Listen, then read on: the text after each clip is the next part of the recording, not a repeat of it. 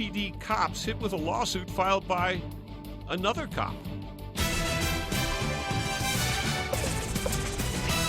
Good evening. This is something you do not hear very often. A cop suing other cops for something that happened on the job. A one-time state agent says 3 APD officers in uniform acted like thugs, tased him, and even laughed about it.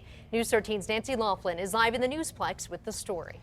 Just an attorney for the city says they are definitely going to fight this one because right now there are no witnesses, no reports, no evidence, and those officers, well, they're a mystery too. According to a lawsuit filed in federal court, Ruben James Sanchez was working with the Special Investigations Division, the state agency that polices bars and liquor stores, when he tried to break up a fight outside Maloney's in downtown Albuquerque in May 2009.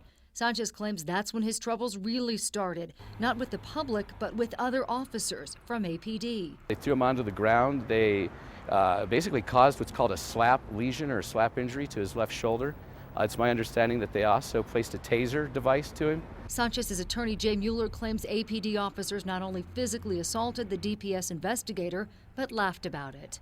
It's my understanding that one of the officers took great jest in this event and said something to the effect of, "It was nice to put an SID officer on his ass." Sanchez's attorney says his client is no longer with DPS and has had to have surgery on his shoulder and undergo a lot of physical therapy. He is suing for 6 figures, but this is one suit city attorneys say they don't plan on settling. We have no evidence or any record that this even occurred. The city says they investigated this and found no witnesses, no reports, nothing that this ever happened. The lawsuit doesn't even name the officers either, only referring to them as John Does because Sanchez doesn't know who they are. Bottom line is, obviously, we're going to defend this lawsuit, and it's incumbent upon the plaintiff to prove his case. And right now, we're not seeing any evidence that this even occurred.